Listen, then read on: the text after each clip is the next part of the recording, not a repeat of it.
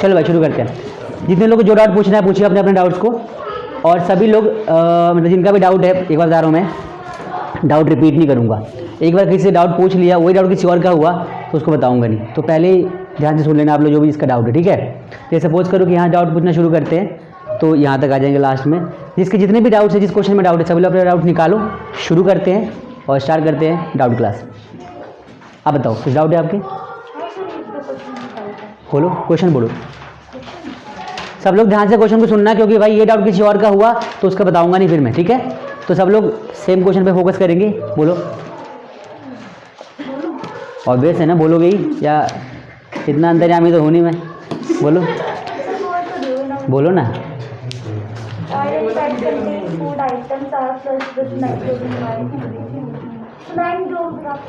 बंद कर दो किताब को, ठीक है। देखो भाई, इनका क्वेश्चन क्या था कि किसी भी फूड आइटम्स को, स्पेशली ऑयल और fat containing food items, nitrogen से क्यों फ्लश किया जाता है।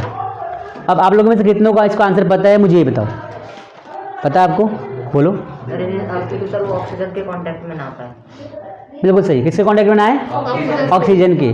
क्योंकि अगर कोई भी फूड आइटम, खासकर स्पेशली मतलब जो हमारे फैट और ऑयल कंटेनिंग फूड आइटम्स होते हैं, अगर ये एयर के कांटेक्ट में आते हैं या ऑक्सीजन के कांटेक्ट में आते हैं तो ये ऑक्सीडाइज हो जाते हैं, और ऑक्सीडाइज होने से इनमें कुछ चेंज आता है। और चेंज क्या होता है? इनका टेस्ट चेंज होता है, स्मेल चेंज हो जाती है इसकी, और फूड आइटम्स हमारे ख़राब हो जाते हैं। तो फूड आइटम्स को हम लॉन्ग टाइम तक ठीक रख सके और यूज़ कर सके, इसीलिए क्या ज़रूरी है कि इसको हम नाइट्रोजन गैस से फ्लश करें। और खासकर जो चिप्स होते हैं या इस टाइप की जो पैकेजिंग होती है, पैकेजिंग, इन सभी के अंदर नाइट्रोजन गैस डालने का एक और रीज़न होता है, क्रिस्पीनेस को मेंटेन कर सके हम। जैसे जो भी चिप्स है आपस में टकरा के टूट जाते हैं या मतलब बिल्कुल बारीकी से बन जाएंगे, बारीक से हो जाएंगे, तो वो ना हो, इसलिए नाइट्रोजन गैस फ्लश करी जाती है इसके लिए, ठीक है। इतना ही और भी है? नहीं है तो पूछो, फटाफट पूछो, कोई दिक्कत नहीं है। मतलब देखा नहीं आपने, आप बोलो। सॉरी, बैलेंस केमिकल इक्वेशन, वही तो बोल रहा हूँ, बैलेंस केमिकल इक्वेशन। अच्छा चलो कोई नहीं, होता है। देखो बैलेंस केमिकल इक्वेशन क्या होता है, समझो इस चीज़ को। देखो सपोज करो टॉपिक है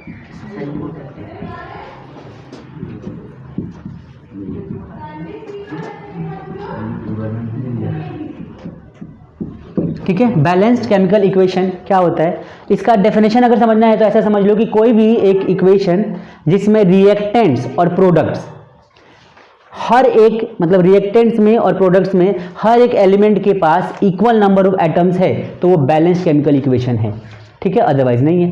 क्यों करते हैं? जिससे कि लॉ ऑफ कंजर्वेशन ऑफ मास को फॉलो कर सके। क्लियर हो गया सबको? तो ये हो गया। और कुछ पूछना है?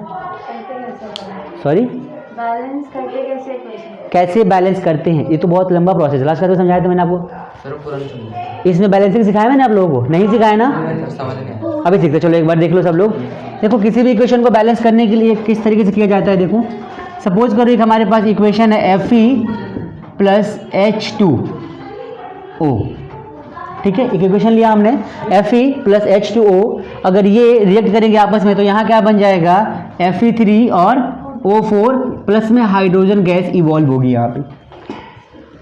ये हमारा जो होता है सॉलिड फॉर्म में होगा, ये लिक्विड फॉर्म में होगा।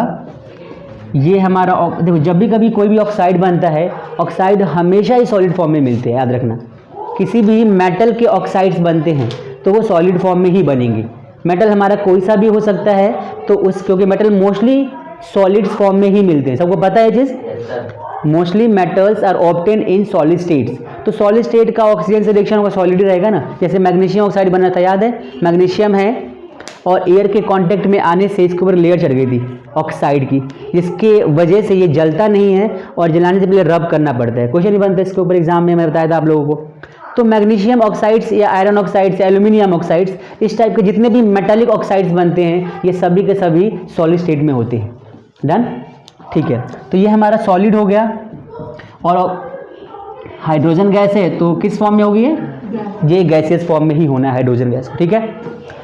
अब इसको बैलेंस कैसे करना है? देखो बैलेंस करने के लिए तो वैसे बहुत सारे बेसिक रूल्स है और स्टेटमेंट लेके समझाऊंगा, उससे अच्छा मैं आपको शॉर्टकट समझाता हूँ बैलेंस करते कैसे हैं। डायरेक्ट सिखाता हूँ, आगे समझ में ठीक है, नहीं तो स्टार्टिंग से करेंगे, ठीक है। देखो एक बार सबसे पहले तो आपको लेफ्ट हैंड साइड जो हमारे एलिमेंट्स हैं उनको चेक करना पड़ता है, और राइट हैंड साइड जो एलिमेंट्स हैं उनको क्या करना पड़ेगा, चेक करना पड़ेगा कि किस में कितने नंबर ऑफ एटम्स हैं, ताकि क्लियर हो सके बैलेंस्ड है कि नहीं है।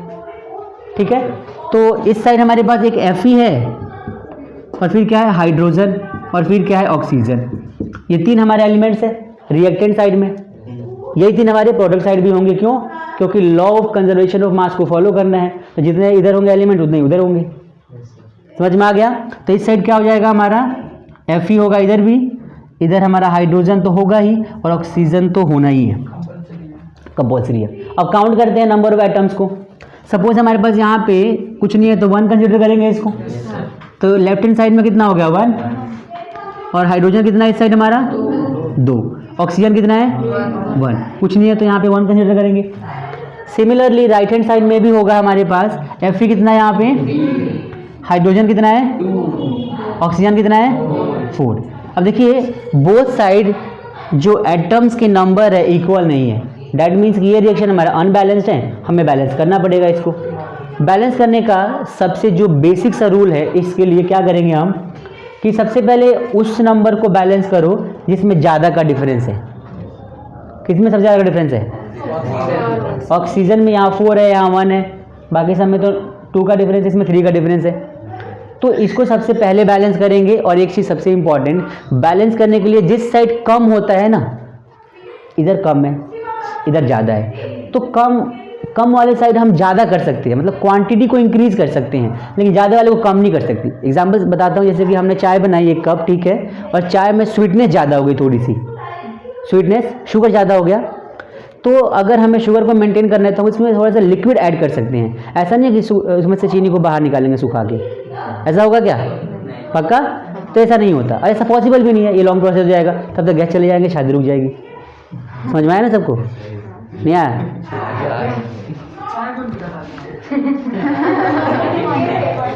अरे वो गेस्ट आया था ना शादी के लिए, बेटा तुम चाय बना रहे हो, चलो ठीक है। समझ में आया सबको? आगे देखो, तो इस साइड कम है, इस साइड ज़्यादा है, तो कम वाले साइड के साइड हम क्या करेंगे, इंक्रीज करेंगे नंबर ऑफ मोल्स को, जिससे कि दोनों साइड इक्वल हो सके और हमारा इक्वेशन बैलेंस हो जाए। डन? चलो अब देखो, इस साइड सबसे पहले ऑक्सीजन को बैलेंस करना है, तो मैंने आपको यहाँ पे ऑक्सीजन कितना है 4 है, यहाँ पे ऑक्सीजन कितना है 1, तो इसको कितना करना पड़ेगा हमें, 2। इस साइड 4 है, इस साइड 1 है, हमें इधर कितना इंक्रीज करना पड़ेगा, 3 करना पड़ेगा। अब यहाँ 3 करेंगे तो 3 होगा, तो हम यहाँ पे 4 कर देते हैं। कितना करेंगे 4। समझ में आया सबको? जिससे कि ऑक्सीजन कितना हो गया हमारा 4। अब लेफ्ट हैंड साइड में 4 हो गया, एंड राइट हैंड साइड में भी 4 हो गया, इक्वल हो गए। लेकिन अगर हमने यहाँ पे ऑक्सीजन को बैलेंस किया तो हाइड्रोजन की बैलेंस चेंज हो गई, मतलब इसका जो नंबर ऑफ एटम चेंज हो गया, तो यहाँ पे हो गया कितना 8, यहाँ पे कितना है 2, कितना करेंगे हम 4 यहाँ पे और कर देंगे ऐड, 4 मोल ऐड करेंगे, याद रखना। इसको जो बाहर लगाते हैं इसको नंबर ऑफ मोल्स बोलते हैं। तो 8 हो गया, ये भी 8 हो गया, बैलेंस हो गया। इसी तरीके से अगर जैसे यहाँ पे हमारा आयरन है, कितना है, यहाँ पे कितना है, यहाँ पे 3 ऐड कर दिए, ये इक्वेशन हमारा बैलेंस हो गया।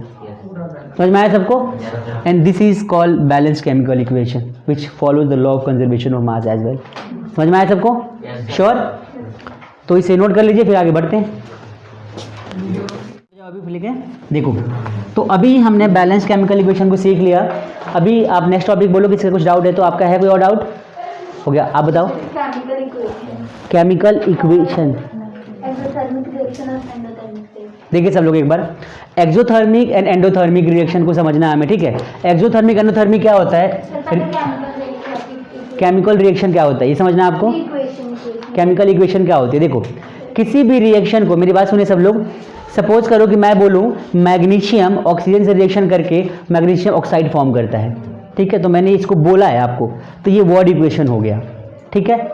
इसी इक्वेशन को अगर मैंने सिंबल्स के फॉर्म में रिप्रेजेंट किया बोर्ड पे, जैसे सपोज करो कि मैंने बोला मैग्नीशियम है, मैग्नीशियम Mg ऑक्सीजन से रिएक्ट करके क्या फॉर्म करेगा, MgO फॉर्म कर रहा है, और मैग्नीशियम जो हमारा है ये क्या है, सॉलिड फॉर्म में मिलेगा हमें, ऑक्सीजन किस फॉर्म में मिलेगा, गैसियस फॉर्म में, और ये हो जाएगा सॉलिड फॉर्म में, ऑक्साइड है। तो ये हमारा वर्ड इक्वेशन हो गया, तो ये इक्वेशन है, दैट्स इट।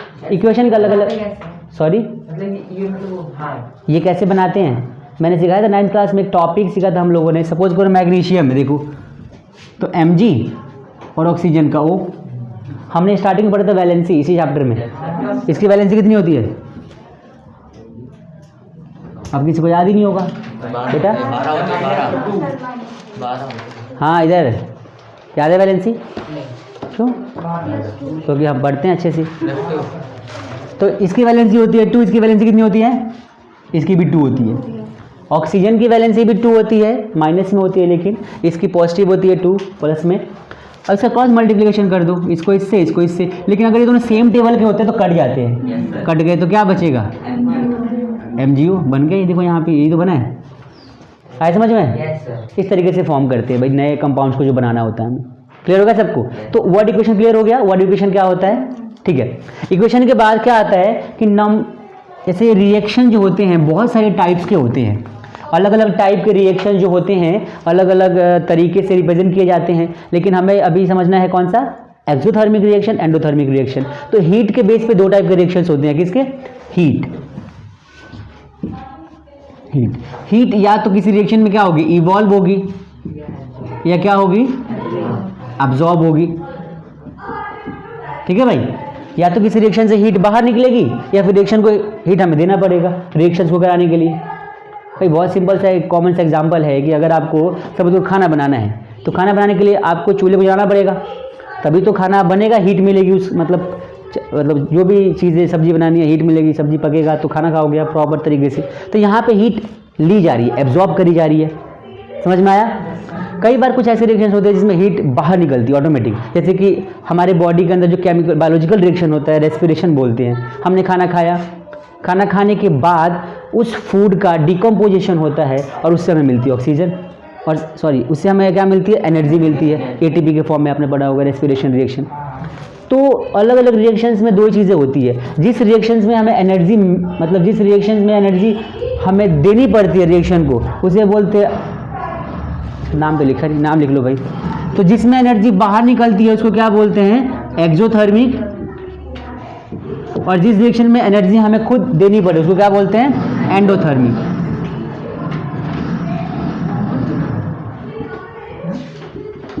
समझ में आया सबको भाई?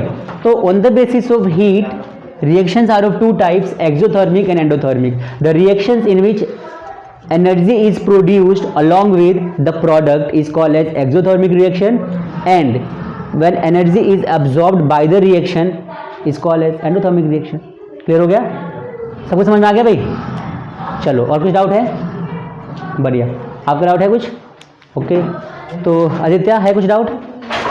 छोड़ दे रहे आप दोनों का, तीनों का ही नहीं। कमाल का आदित्य है तीनों हमारे यहाँ पे, किसी का कोई डाउट ही नहीं होता। हाँ ठीक है, ठीक। आपका क्या है? फोटोलाइसिस और photochemical decomposition. Photochemical decomposition, photolysis. देखो सुनो, अरे नहीं, इसने 2 बार में पढ़ लिया होगा शायद, ठीक है, ध्यान समझते हैं। देखो फोटोलाइटिक डिकम्पोजिशन क्या होता है पता है? डिकम्पोजिशन रिएक्शन के 3 टाइप्स होते हैं, ठीक है? कौन से? डिकम्पोजिशन रिएक्शन जो होता है हमारा, देखो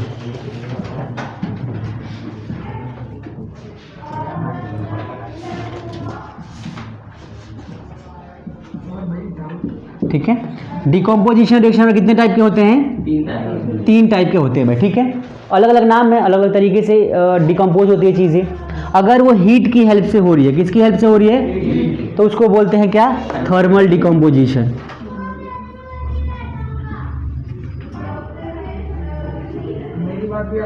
ठीक है भाई। थर्मल डिकम्पोजिशन को हम बोलते हैं ऊष्मीय वियोजन रिएक्शन, अभिक्रिया, ठीक है। थर्मल डिकम्पोजिशन में क्या होता है? सपोज करो CaCO3 है, C अच्छा कर लेते हैं क्योंकि C तो जरूरी है मेंशन करना, है ना भाई? C पता है ना? सॉरी, डिस्क्रिप्शन में लगा दो। ऑफ कोर्स, ठीक है, thank you so much. CaCO3 हमारा है, इसको अगर हम हीट प्रोवाइड करते हैं तो ये CaO और प्लस में CO2 में कन्वर्ट हो जाएगा। अच्छा, ये देखो ये वाला सिर्फ मुड़ गया, C की खासियत ही अलग है, ठीक है भाई? नहीं क्यों? C तो देखो, C जो वर्ड है ना, ये कमाल का वर्ड है, पता है आपको? आपको पता है ये तो बहुत कॉमन यूज़ भी किया जाता है।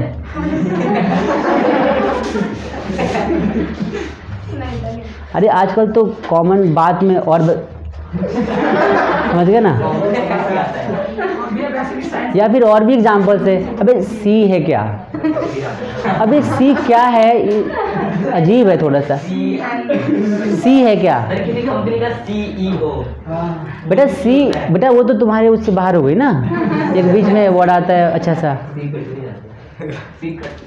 अब देखो ये सी काट रहा है। सारे नालायक बच्चे हमारे पास ही हैं। ये सी को काटते हैं, सी को ई से जोड़ के वो बना देते हैं CEO, चीफ एग्जीक्यूटिव ऑफिसर। पता है आपको? तो क्या हो गया बेटा? वीडियो लंबी हो जाए तो क्या हो गया? लंबा होना भी ज़रूरी है, पता नहीं आपको? वीडियो की लंबाई मतलब गलत ले गया यार। आगे बढ़े भाई हम लोग। हाँ आने दो बेटा, वो तो आता ही रहता है। आगे बढ़े, चलो देखो शुरू करते हैं। तो अच्छा ये तो कंप्लीट नहीं किया, शुरू कहाँ से? ख़त्म करते हैं ना। तो हीट समझ में आ गया सबको? थर्मल डिकम्पोजिशन रिएक्शन जो हमारा होता है वो हीट की हेल्प से होता है। फिर आता है भाई एक और हीट, मतलब सनलाइट वाला। ठीक है, तो सनलाइट की, अच्छा आजकल ना हीट का बड़ा कॉमन सा वर्ड, मतलब हीट को ना दूसरे तरीके से बोला जाता है, हॉट। नहीं पता ना? अच्छा ना अजीब सा हो जाएगा ना जब किसी को बोलो कि है तो हीट लग रही है।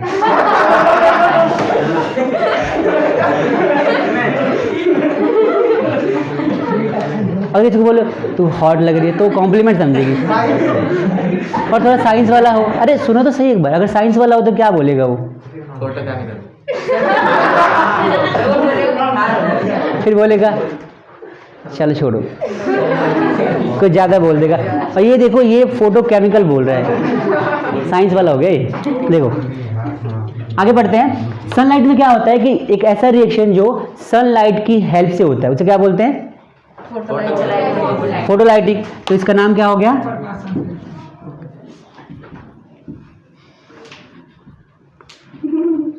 अच्छा देखो लाइट स्पेलिंग गलत कर दिया, ये हीट जब से सुनता हूँ ना मैं। ठीक है भाई, तो ये अच्छा सा कमेंट दिया, किसने था? क्या बोला भाई? थोड़ा दोबारा बोलिए, क्या बोला? चलो देखो अभी फोटोलाइटिक क्या होता है? फोटोलाइटिक जो रिएक्शन है इसमें क्या होता है कि कोई भी सब्सटेंस ब्रेकडाउन तो होता है लेकिन सनलाइट की हेल्प से ब्रेकडाउन होता है। फॉर एग्जांपल सपोज करो कि हमारे पास क्या है, AgCl ले लेते हैं भाई, सिल्वर क्लोराइड बोलते हैं इसको। ठीक है, और जब इसको हमने सनलाइट दे दिया, ठीक है, तो सिल्वर क्लोराइड सनलाइट की हेल्प से ब्रेक हो जाएगा और क्या बन जाएगा? Ag प्लस में Cl2। इसको बैलेंस करेंगे तो यहाँ पे 2 लगा देंगे। क्लियर हो गया सबको? तो ये इस तरह के रिएक्शंस को बोलते हैं क्या? Photolytic reactions, photolytic decomposition reaction, और जिसमें सनलाइट की हीट यूज करी जाती है चीज़ों को ब्रेक करने के लिए, तोड़ने के लिए। क्लियर हो गया सबको? एक लास्ट टॉपिक समझ लो, और लास्ट हमारा कौन सा है? इलेक्ट्रोलाइसिस है। इलेक्ट्रोलाइसिस में क्या होता है कि इसमें भी चीज़ों को ब्रेक किया जाता है लेकिन with the help of electricity. किसके हेल्प से? इलेक्ट्रिसिटी की हेल्प चीज़ों को ब्रेक करी जाती है। और इसका रिएक्शन देखना अगर तो यहाँ पे देख लो, H2O है, ठीक है, इसको हमने इलेक्ट्रिसिटी दे दिया तो क्या बन जाएगा? ये H2 प्लस में O2। इस तरीके से मतलब इलेक्ट्रोलाइसिस डिकम्पोजिशन रिएक्शन होता है। और these all are the types of decomposition reactions. I hope कि समझ में आ गया होगा सबको? ओके बिल्कुल बिल्कुल, अभी बताते हैं। किसका डाउट है? आपका है। देखो प्रेसिपिटेट होते क्या है पहले समझ लो। Precipitate are non volatile solids. Non volatile का मतलब पता है क्या होता है? कि जो सॉल्यूबल नहीं होते और जो इवेपोरेट नहीं हो सकती, उनको नॉन वोलाटाइल कहते हैं। अब जो सॉल्यूबल नहीं है तो ऑब्वियस है वो पानी में नीचे बैठ जाएगा। एक बाल्टी ले लो, उसमें पानी डाल दिया हमने, ठीक है, और पानी के अंदर हमने कुछ पत्थर डाल दिए। पत्थर नॉन वोलाटाइल होते हैं, इनसॉल्युबल होते हैं। क्या होंगे? नीचे तली में बैठ जाएंगे जाके बाल्टी के। तो इसी तरह के किसी रिएक्शन में चीज़ अगर जम जाती है, स्टोर हो जाती है और मतलब इस तरह के कलेक्शंस को हम बोलते हैं प्रेसिपिटेट। और जिस टाइप के रिएक्शंस में ये चीज़ें बनती हैं उन रिएक्शंस को क्या बोलते हैं? Precipitation reaction. समझ में आ गया? ये डबल डिस्प्लेसमेंट रिएक्शन होता है हमारा, उसमें इसका एग्जांपल है, पीपीटी शॉर्ट में बोलते हैं इसको। क्या बोलते हैं? पीपीटी। नेक्स्ट बोलो भाई। तुम्हारा हो गया रेडॉक्स रिएक्शन। बढ़िया टॉपिक है भाई। देखो एक बार रेडॉक्स, देखो ये रेडॉक्स रिएक्शन जो है दो रिएक्शन से मिलकर बना हुआ है। किसके से? RED जो है, क्या बोलते हैं इसको? इससे बना है, रिडक्शन वर्ड से मतलब ये बना है रिड्यूस होके, REDUCTIO, यहाँ भी सी, ठीक है। यहाँ पे देखो ऑक्सीडेशन, ऑक्सीडेशन। तो देखो रिडक्शन जो होता है क्या होता है कि जिस रिएक्शन में क्या हो, जिस रिएक्शन में हाइड्रोजन और ऑक्सीजन, देखो इसको समझने के दो तीन तरीके हैं। आप हाइड्रोजन ऑक्सीजन के टर्म में समझ लो अभी के लिए। इसको हाइड्रोजन के टर्म में समझ सकते हैं, ऑक्सीजन के टर्म में, क्लोरीन के टर्म में, इलेक्ट्रॉन्स के टर्म में। लेकिन हमारे सिलेबस में 10th लेवल पे ये दो टर्म बहुत है समझने के लिए, दो टर्म्स में समझते हैं। अगर किसी रिएक्शन में हाइड्रोजन रिमूव हो रहा है और ऑक्सीजन, उल्टा हो गया, हाइड्रोजन क्या हो रहा है? ऐड हो रहा है, और ऑक्सीजन क्या हो रहा है? रिमूव हो रहा है, ठीक है। तो इसको बोलते हैं रिडक्शन रिएक्शन। इसका ऑपोजिट हो जाएगा ऑक्सीडेशन। इसमें क्या हो जाएगा? हाइड्रोजन हमारा क्या होगा? रिमूव होगा, और ऑक्सीजन क्या हो जाएगा? ऐड हो जाएगा। तो इस तरह के रिएक्शंस को हमने एक अच्छा सा नाम दे रखा है, क्या? Redox reaction. एग्जाम्पल समझे? एक सपोज करो कि CuO है और हमने इसका रिएक्शन करवाया C से, CuO प्लस में C। तो जब ये रिएक्शन होता है तो इसका जो प्रोडक्ट बनता है Cu प्लस में CO बन जाता है, ठीक है। CuO, देखो यहाँ पे CuO है, इससे यहाँ पे क्या बन गया? डेट मीन्स कि यहाँ CuO में से ऑक्सीजन बाहर निकला है। डेट मीन्स कि यहाँ पे ऑक्सीजन क्या हुआ? रिड्यूस हुआ है। तो यहाँ पे क्या हो गया?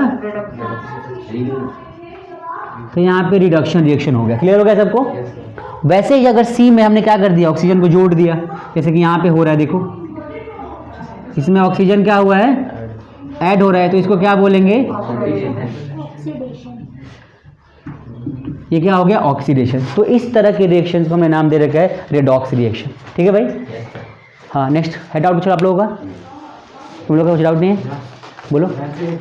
रेंसिडिटी, देखो मिटा दो इसे। क्लियर हो गया सबको? चलो देखो रेंसिडिटी क्या होता है समझिए अच्छे इसको। बहुत ही इंटरेस्टिंग टॉपिक है रेंसिडिटी वाला, ठीक है। देखो जो अभी हमने पढ़ा यहाँ पे, क्या ऑक्सीडेशन पढ़ा हमने? ऑक्सीडेशन जो होता है ना, इसी का इफेक्ट होता है रेंसिडिटी।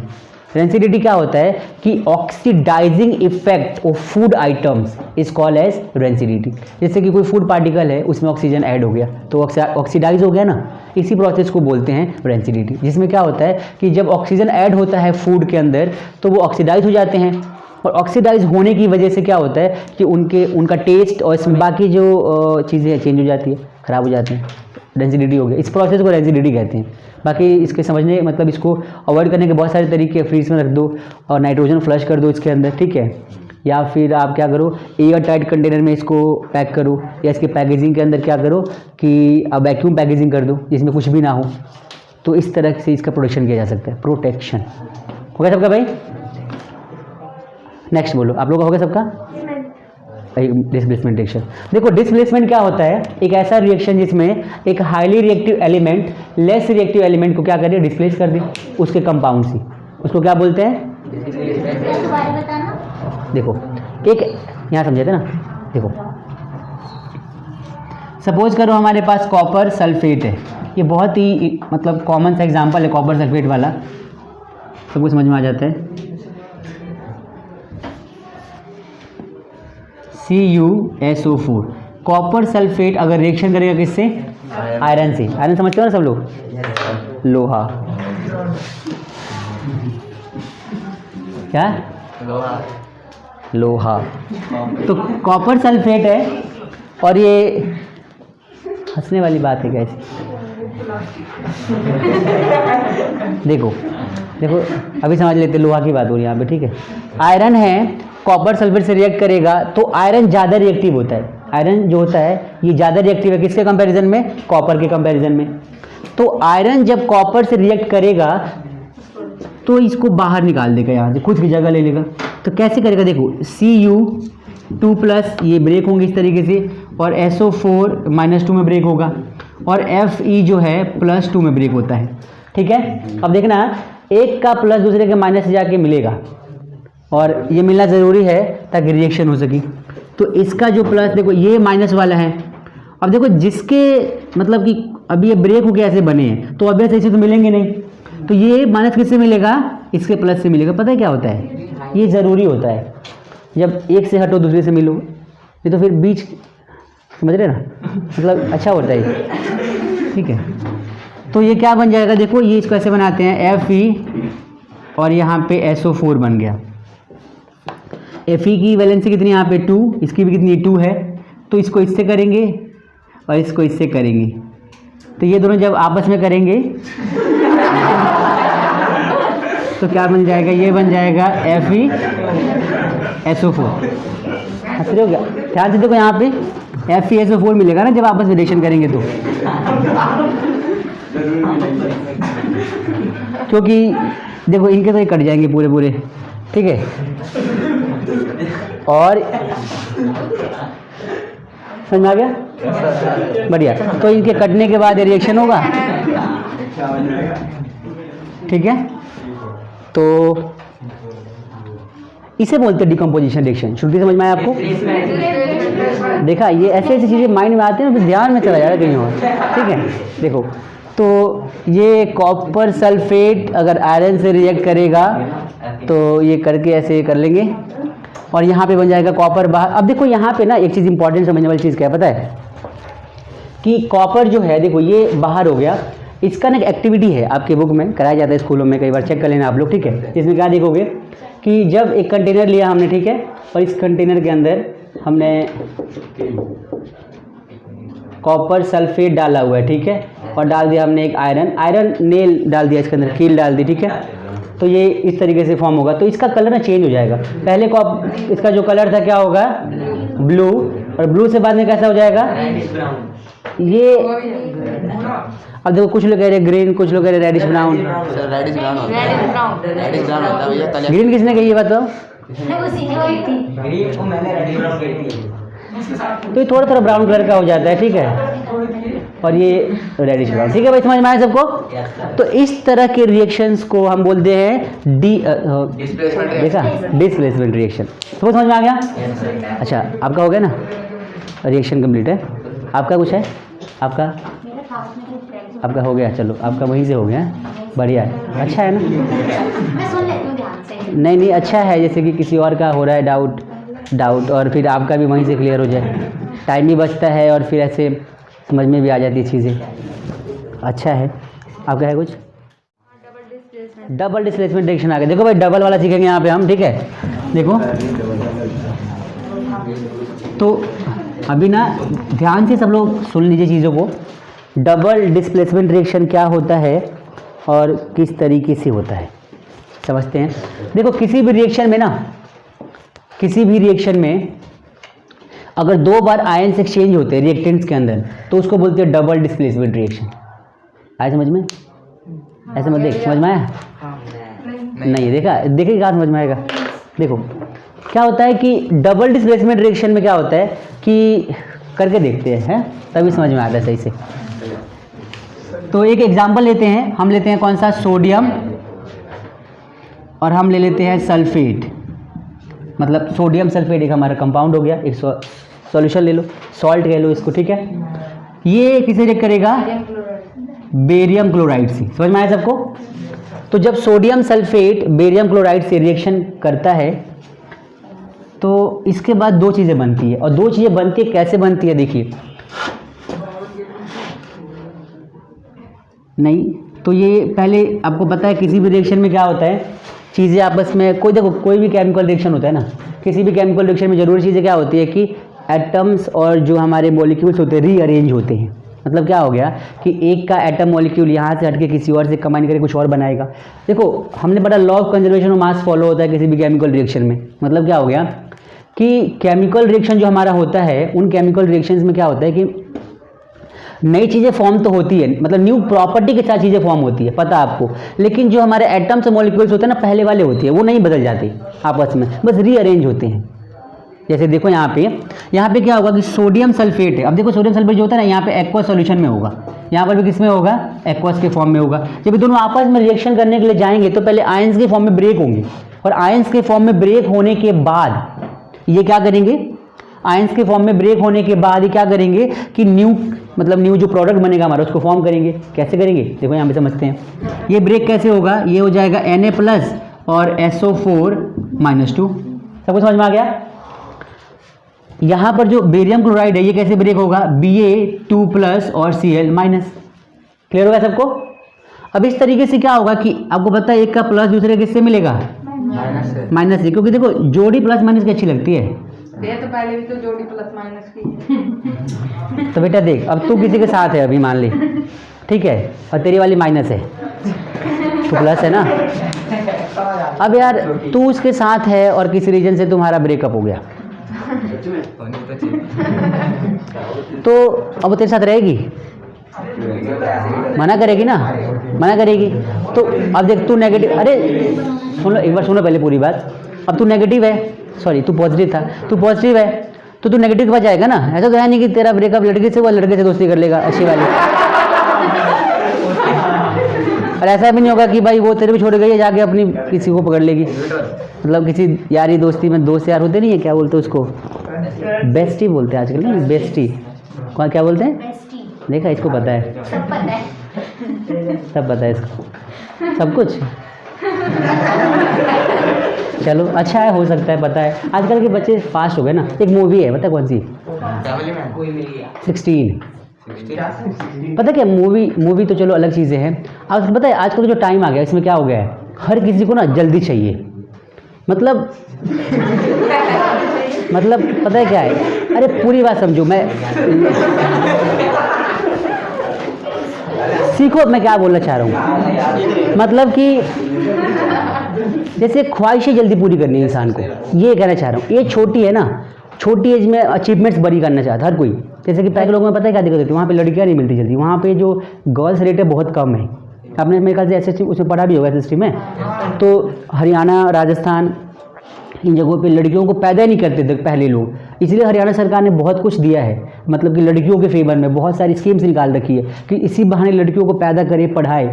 पहले पढ़ाते नहीं थे। और अभी भी गांव जैसे एरिया जो पता है वहाँ पे क्या होता है, वहाँ पे ऐसा होता है कि जो मतलब एक बार लड़की भाई शादी होकर चली गई, तुम्हें पता नहीं चलेगा कि भाई ये किसकी बीवी है। 10, 15, 20 साल बाद देखोगे शक्ल तो पता चलेगा, अच्छा इनकी बीवी थी, यहीं रह रही थी। घर से बाहर निकलना तक अलाउड नहीं है उनको, तो घूंघट में यहाँ तक बहुत सारी चीज़ें हैं। हम तो भाई यहाँ मॉडर्न टाइम में रह रहे हैं। अब दिल्ली में हो, शहर में हो, कुछ भी पहनो, कैसे पहन के घूमो, कोई दिक्कत नहीं है। गांव में अभी भी मतलब सब पिछड़े हुए हैं, पता है, सबकी सिचुएशन पहले जैसी है, बहुत सारी चीज़ें होती हैं। तो उन सब के कंपैरिजन में अभी के टाइम पता है क्या होगा, डिजायर्स बढ़ गए लोगों की। जैसे कि लोग पता है कैसे, जैसे कि और खास कर पता है किसने बिगाड़ा है चीज़ों को, मूवीज़ ने बिगाड़ा है लोगों को। लड़के जैसे आजकल के स्टूडेंट्स हैं 11, 12 वाले, 9, 10 वाले, या फिर कॉलेज के मान लो, उनके अंदर क्या है, किस चीज़ का जज्बा है कि वो मूवीज़ देखते हैं। यार कॉलेज में देख क्या क्या हो रहा है, वो गर्लफ्रेंड घुमा रहा है, वो लड़की को लेकर बाइक पे घुमा रहा है, मुझे भी घुमाना है। कंपेयर करते हैं ना अपने आप को, लेकिन यार कंपेयर करने के लिए स्टेटस नहीं देखते वो, कि भाई वो मूवी है और वो कौन से लोग हैं जो ऐसे काम करते हैं, और इसका रिजल्ट क्या होता है आखिरी में, पता है। तो मैं इसलिए कह रहा हूँ हर किसी को जल्दी चाहिए, मतलब हर चीज़ जल्दी चाहिए। वो जो 16 मूवी बताया ना मैंने, उसमें ये चीज़ बताई गई है कि 16 का एज जो होता है ना, बहुत ही मतलब सॉफ्ट एज होता है। यहाँ पे क्या होता है, इंसान का स्पेशली स्टूडेंट जो आप जैसे एज के होते हैं, वो मतलब ट्रैक चेंज कर लेते हैं अपना। आपको जाना है इस ट्रैक पे, थोड़ा सा कोई आपको मोटिवेट करेगा इस ट्रैक के लिए, आप चले जाओगे उस पर, इस पर। अच्छे बुरे की समझना यहीं से होती है। अच्छे बुरे का अगर पहचान आपको यहाँ पे हो गया ना, तो आप यहाँ से सही डायरेक्शन में भी जा सकते हो और अच्छे में गलत में भी जा सकते हो। किसी ने सही गाइड किया तो अच्छे रास्ते पे चले जाओगे और काफ़ी अच्छा कर सकते हो, किसी ने गलत गाइड किया तो गलत रास्ते पे चले जाओगे। कहने मतलब क्या है कि यहाँ से ना बच्चे बदल जाते हैं। 16 मूवी जो है उसमें ये बताया गया है कि आजकल के जो स्टूडेंट्स हैं, जो लोग हैं, यूथ है, उनकी ना मतलब एज छोटी है और ख्वाहिशें बड़ी हो गई है, ये कहना चाह रहा हूँ मैं। तो इसका मतलब ये है कि हर किसी को जल्दी चाहिए से ये मतलब है, मतलब वो मतलब समझ गए ना सब लोग। ओके चलो भाई, आपको समझ में आ गया। बता दिया ना। अब देखो एक बार सब लोग, तो यहाँ पे प्रोडक्ट जो बनेगा हमारा क्या बन जाएगा, इसका प्लस के माइनस का कंबाइन होकर क्या फॉर्म करेगा, Na और Cl, और दोनों के चार्ज सेम है तो कैंसिल आउट हो जाएंगे, तो क्या बन जाएगा, NaCl बन जाएगा। समझ में आया सबको। सेकंड देखो SO4 और Ba। अब देखो Ba जो है ये प्लस का, ये माइनस का, प्लस वाला पहले होता है, सिखाया था मैंने आपको कि प्लस वाला पहले, इस चीज़ में देखो प्लस वाला पहले लिखा है हमने, माइनस वाला बाद में लिखा है, यहाँ पे भी प्लस वाला पहले माइनस वाला बाद में, तो क्या बन जाएगा यहाँ पे, ये बन जाएगा Ba और SO4 बन जाएगा। समझ में आया सबको भाई। तो इस तरीके से ये प्रोडक्ट फॉर्म होगा, और this reaction is called as double displacement reaction because in this reaction two types of ions are exchanging to each other in reactants, and that's why it's called as double displacement because twice a change of ions in reactants takes place। समझ में आया सबको। Ions दो बार change करते हैं, दो बार exchange करते हैं अपने आप को रिएक्टेंट्स के अंदर और न्यू प्रोडक्ट्स को फॉर्म करते हैं, and in this reaction this one is called as PPT precipitate, because ये बॉटम में स्टोर हो जाता है। समझ में आया सबको भाई। तो इस तरीके से हमने ये पढ़ा अभी डबल डिस्प्लेसमेंट रिएक्शन। किसी को डाउट है नहीं है? तो अभी ये चैप्टर हमारा ऑलमोस्ट मैंने कंप्लीट करा दिया। अगर आपको कुछ पूछना है अलग से, कुछ क्वेश्चंस पूछने हैं एनसीईआरटी के या फिर कुछ और, तो पूछ सकते हो, पूछ लो। सर अगर हमें कोई क्वेश्चन दी होगी सर पता कैसे चलेगा कि कौन से क्वेश्चन। सब लोग भाई शांत हो जाइए प्लीज़ 2 मिनट के लिए। अभी बहुत ही इंपॉर्टेंट लेक्चर जो लास्ट टॉपिक का है वो ये है कि ये जो क्वेश्चन पूछी लड़की, बहुत सारे लोगों ने क्वेश्चन पूछा ही नहीं, इसने जो क्वेश्चन पूछा ना इंटरेस्टिंग क्वेश्चन पूछा है। एक बार सुनो सब लोग क्वेश्चन है क्या।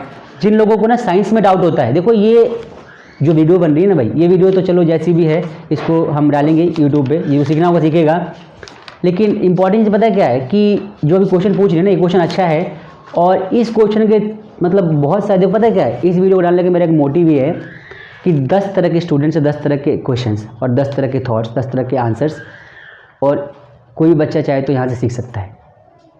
आई बात समझ में? 10 तरह के लोग हैं, 10 तरह के डाउट्स होंगे।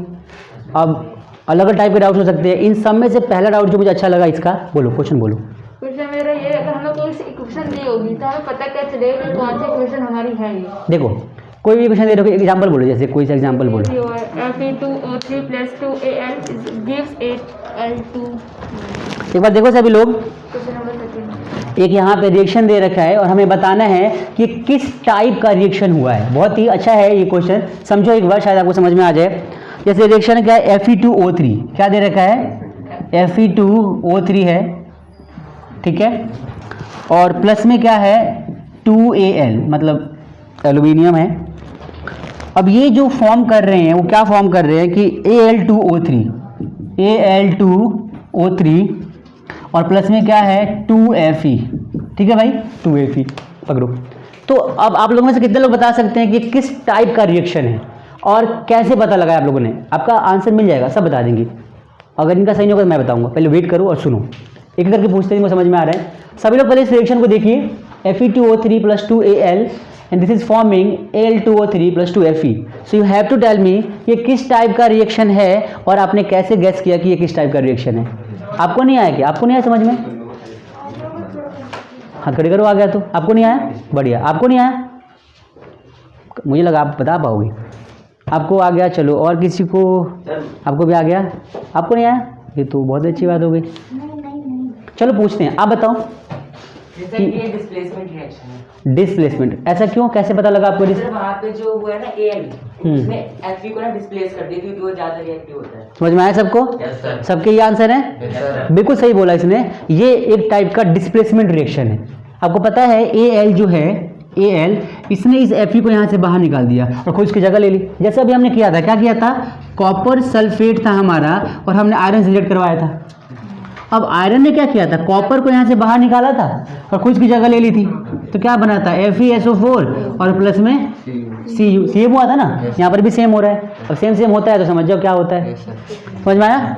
मतलब क्या हो गया कि इस Fe ने कॉपर को बाहर निकाला और खुद घुस गया वहाँ पे, जैसे आया समझ में? तो ऑब्वियस है ना भाई, तो रिएक्शन तो ऐसा ही होगा। समझ में आ गया? और अगर अच्छा, कौन भी हो तो हम पता चले डिस्प्लेसमेंट है, डबल डिस्प्लेसमेंट है। तो देखो उसके लिए आपको ना रिएक्शन एग्जाम्पल को समझना पड़ेगा, रिवाइज करना पड़ेगा, लर्न करना पड़ेगा। एटलीस्ट 1 एग्जाम्पल तो लर्न ही करो आप और आइडेंटिफाई करो ना चीज़ों को देख कर कि रिएक्शन में क्या हो रहा है। कहीं ऐसा लिखा हो, सपोज करो कि मतलब C+ में O2, सिंपल इक्वेशन दे रहा हूँ, और CO2 बन रहा है, क्या हो रहा है यहाँ पे? ऑब्वियस है, कंबाइन हो रही चीज़ें आपस में, तो समझ जाओ कॉम्बिनेशन रिएक्शन। तो ऑब्जॉर्व करके आप बता सकते हो कि कहाँ पे क्या हो रहा है और कैसे हो रहा है, तो देखी जाएगा नहीं। अच्छा देखो, हमारे एक बार शॉर्ट समरी दे रहा हूँ मैं पूरे चैप्टर का, कि पूरे चैप्टर हमने क्या क्या पढ़ा, फिर उसमें एक एग्जाम्पल दे दूंगा आपको, ठीक है। देखो आपका डाउट लेना है, दोबारा बोलो एक बार। जो बॉडी इक्वेशन होता है केमिकल इक्वेशन में चेंज करना है, तो वो तो सिखाओ। बॉडी इक्वेशन को, बॉडी इक्वेशन, अच्छा वर्ड इक्वेशन, अरे यार ये जिसने बोला वर्ड है, मुझे लगा बॉडी अजीब हो गया थोड़ा सा सुनो, इजी है।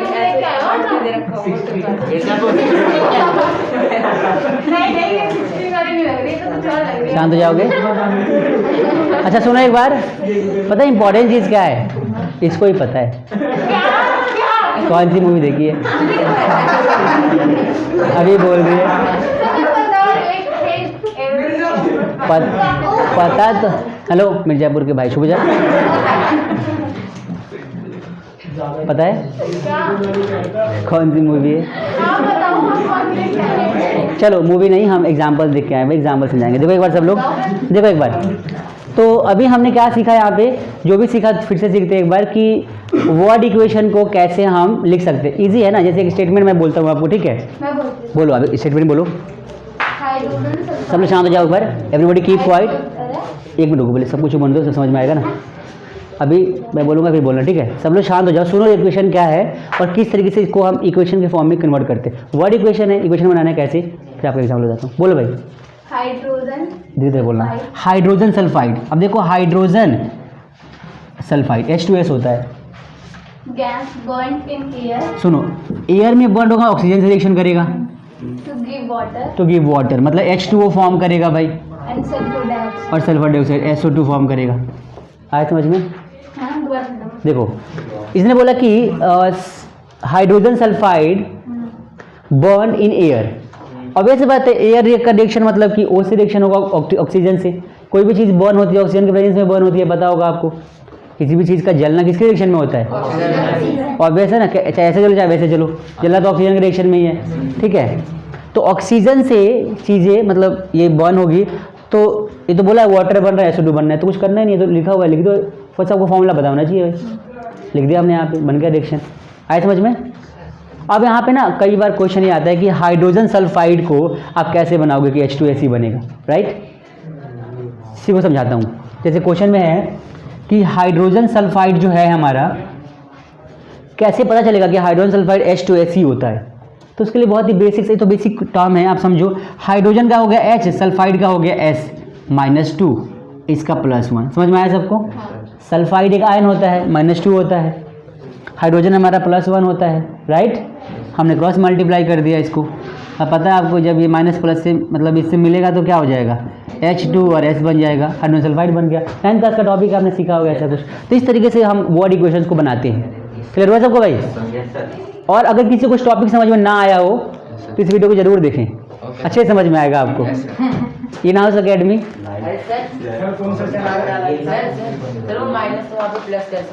माइनस प्लस कैसे हो गया? देखो बेटा, माइनस प्लस मैं लेता ही नहीं, फिर दिक्कत हो जाती है, पता है? माइनस प्लस लोगे तो दिक्कत होनी है आपको। मतलब क्या है कि नंबर से मल्टीप्लाई करना है ना, हमें माइनस प्लस दिखाना ही नहीं यहाँ पे। आयंस के हमें चार्ज लेने हैं, आयंस की। मैंने क्या बोला था आपको, एक बार शॉर्ट समरी तो पूरे चैप्टर का। अच्छा, ये जो वीडियो बनाई है ना मैंने, सिर्फ इसलिए बनाई है कि किसी बच्चे को अगर 1 घंटे पूरा चैप्टर पढ़ना हो तो यहाँ से पढ़ सकता है। समझ में आया सबको? सारे टॉपिक्स में है, ऑलमोस्ट सारे टॉपिक है। जो बच्चे करा दो एक बार शॉर्ट में, समझ लो आप लोग, ठीक है भाई? देखो हमने सबसे पहले क्या पढ़ा था, केमिकल रिएक्शन। केमिकल रिएक्शन क्या होता है कि कभी भी दो चीज़ें आपस में मिलकर एक नई चीज़ का मतलब फॉर्मेशन करती हैं, तो उसे केमिकल रिएक्शन कहते हैं। दो सब्सटेंस आपस में मिलते हैं, एक नए सब्सटेंस का फॉर्मेशन करते हैं न्यू प्रॉपर्टी के साथ, that is called as chemical reaction. समझ में आया सबको? ये बहुत सारे टाइप्स के होते हैं। डिकम्पोजिशन है, ये कॉम्बिनेशन है, ठीक है भाई? ये मान लो हमारा डिस्प्लेसमेंट है, ये हमारा डबल डिस्प्लेसमेंट है,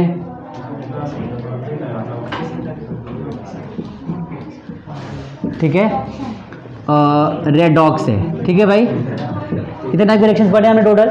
एक लास्ट है प्रेसिपिटेट रिएक्शन। क्या पढ़ा हमने? Precipitate reaction. ठीक है भाई, देख लो एक बार। अच्छा, इन रिएक्शन के होने के लिए ना कुछ कंडीशंस होती है कि जब भी कभी रिएक्शंस होगी पता चल जाए हमें कि रिएक्शन हो रही है। तो क्या कंडीशन है देखो एक बार। कंडीशन हमारी 4 तरह की होती है। एक तो गैस का इवॉल्व होना, गैस निकलती है रिएक्शन में से, गैस कोई सी भी हो सकती है, हाइड्रोजन जो भी है, CO2। दूसरा हीट, या फिर ऐसा कह लो कि थोड़ा चेंज करते हैं, एक होता है चेंज इन टेम्परेचर। क्या होता है भाई? टेम्परेचर में चेंज आता है, रिएक्शन होती है जब भी। तो दूसरा क्या होता है? कलर में चेंज आता है, स्टेट में चेंज आता है हमारे। ठीक है, स्टेट चेंज हो जाता है जब भी, solid to liquid, liquid to gas, कुछ भी हो सकता है। और लास्ट गैस का इवोल्यूशन तो है ही, और इससे हट के लास्ट है प्रेसिपिटेट का बनना, ये वाला।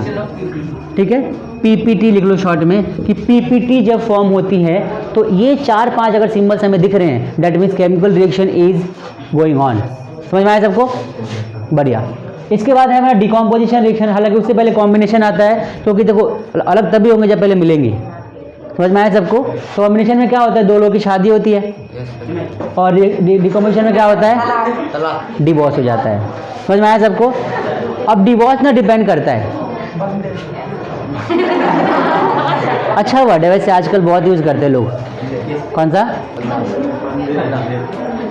देखो कॉम्बिनेशन में क्या हुआ, सपोज करो A है भाई, ये मिल गया B से, और दोनों हो गए एक, और C।